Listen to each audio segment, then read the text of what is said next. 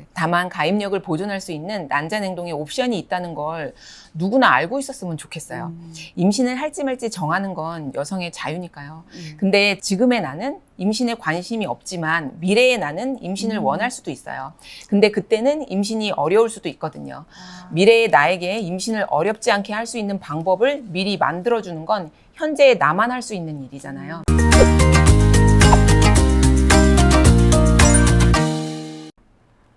안녕하세요. 여러분의 건강과 아름다움을 위해서 신의 손을 찾아 파이팅하고 있는 명탐정 레이첼입니다.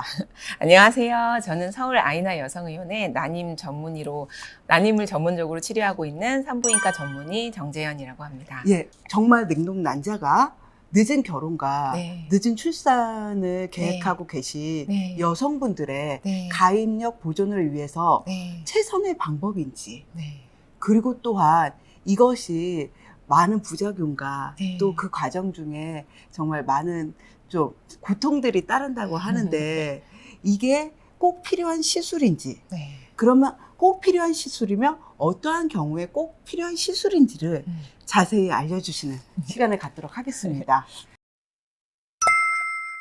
가입력 보존술, 냉동 난자, 이게 같은 말인가요? 아, 네, 맞아요. 사실은 예. 가입력 보존 술이라면 다양한 것들이 있을 수 있는데 그 중에 가장 대표적인 게 본인의 생식세포를 본인이 젊었을 때, 네. 본인이 한 살이라도 더 어렸을 때 냉동해 놓는 것이 가장 일반적으로 알려져 있는 가입력 보존 방법이에요. 물론 남자도 할 수 있고 여자도 할 수 있어요. 네. 그런데 남자도 나이가 들면서 그 생식세포의 그 유전자 이상 확률이 올라가는 거는 맞지만 여자처럼 드라마틱하게 임신율 감소와 이어지는 건 아니기 때문에 여성의 경우에 요즘에 가입력 보존이 많이 이슈가 되면서 난자 냉동이 많이 대두되고 있어요.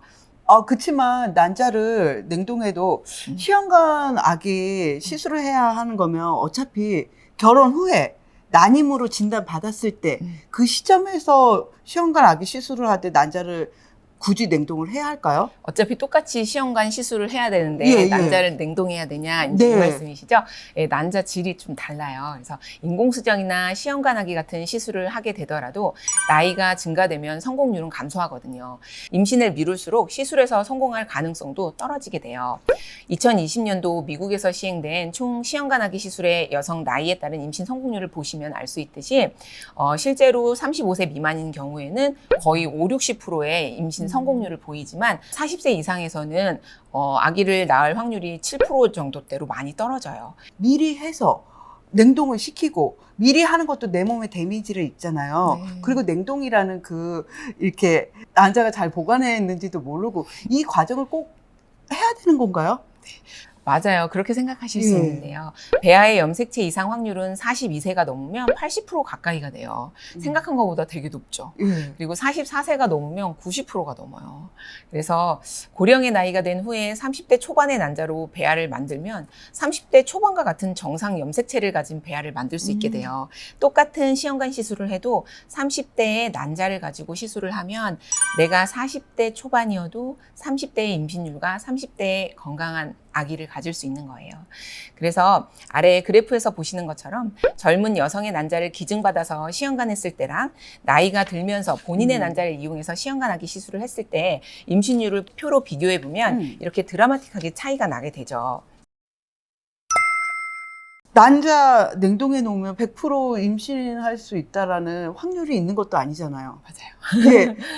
몇 네. 프로의 확률을 가지고 제가 그 고생을 해야 하는 건가요? 네, 난자를 냉동하는 나이에 따라 달라요. 일단 가입력을 보존했다는 것은 임신할 확률이 반 이상은 돼야 된다고 생각을 해요. 내가 가입력 보존을 했는데 임신 확률이 50%도 안 되면 그거는 가입력 보존을 했다고 할 수가 없잖아요. 그래서 미래 임신 확률을 60% 이상 기대할 수 있는 난자 냉동 개수를 확인해 보면 통계에 따라 조금씩은 다르지만 38세 이전에는 한 12개 정도의 난자를 채취할 때, 그리고 38세 이상에서 40세 이전에는 20개 정도의 난자를 냉동하는 거를 추천을 해요. 근데 40세 이후에는 난자를 아무리 얼려도 임신 확률이 60%까지 올라가질 않아요. 아이고.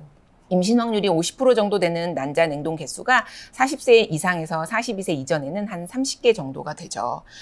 그러니까 이렇게 나이가 어렸을 때, 난자 냉동도 나이가 어렸을 때 하는 게 사실은 몸에 무리가 덜 갈 수 있어요. 어렸을 때는 이런 거를 생각을 안 하죠. 맞아요.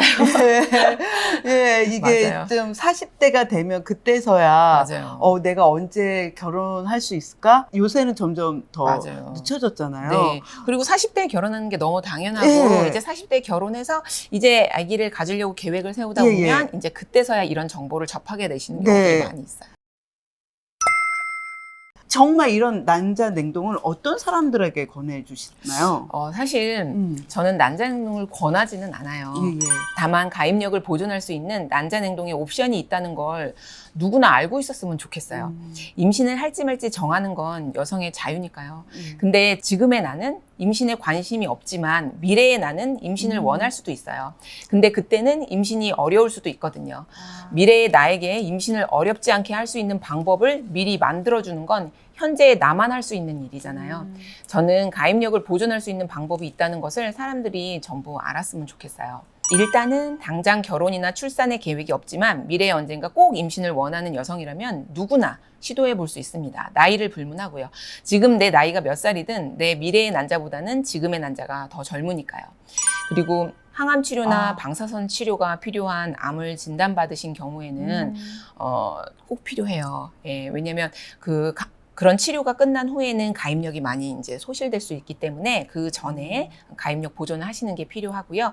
그리고 난소 수술이 필요한 경우도 수술 전에 가입력 보존을 해 놓으시는 것을 추천을 합니다. 큰 대학병원에서도 이렇게 다들 암에 집중하시다 보면 산부인과로 이렇게 네. 안내를 못 해주시는 경우가 또 네. 많으시대요. 네. 그런데 어쩌다가 이렇게 산부인과로 오시는 분들은 네. 이런 가입력 보존 치료를 네. 같이 병행을 해주신다는 말씀을 해주셔서 맞아요. 그리고 예. 사실은 실제적으로 이제 그 암을 진단하고 치료해 주시는 선생님들이 경황이 없어서 안 예. 보내시는 게 아니에요. 사실은 그 암 자체가 호르몬에 의해서 반응을 그렇죠. 하는 암이잖아요. 네. 그래서 사실 이전에는 2010년도 초반만 해도 사실 유방암으로 진단되셨는데 임신이 되면 낙태를 권유했어요. 전 세계적으로. 그런데 실제로 그 임신 자체가 이 질환, 그러니까 유방암에 실제적으로 재발률을 높인다거나 또는 생존율을 떨어뜨린다는 근거가 아직까지 발견되지 않았고요. 심지어 어떤 경우에는 임신을 한 경우에 생존율이 더 올라간다는 연구들도 많이 있어요. 그래서 실제적으로 이제 이론적으로는 임신을 한 상태에서 여성 호르몬이 올라가 있기 때문에 그렇죠. 그 암을 진단하고 치료하시는 선생님들은 임신을 권하기가 어려우신 거죠.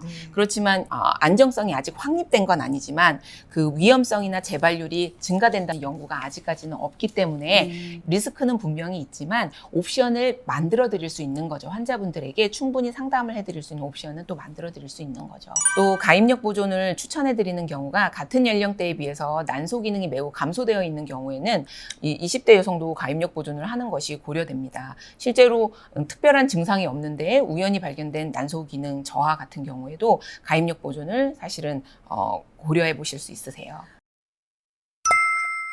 그럼 난소 기능은 어떻게 우리가 알 수 있을까요? 네. 예. 난소 기능은 사실 병원에 오시면 쉽게 확인할 수 있어요. 여성의 난소 기능을 평가하는 데 사용하는 검사는 3가지 정도예요. 생리 3일째 혈중 FSH 호르몬 레벨을 체크해 볼 수 있고요. 그리고 난소 나이 검사라고 알려진 검사인 혈중 AMH 수치, 난소 나이 검사를 통해서 알 수 있어요. 그리고 초음파 검사를 통해 확인할 수 있는 난소 안에 있는 동남포의 개수로도 난소의 기능을 평가해 볼 수 있습니다. 그럼 AMH가 수치가 낮다는 거는 난자의 질도 떨어진다는 의미인가요? 그거는 아니에요.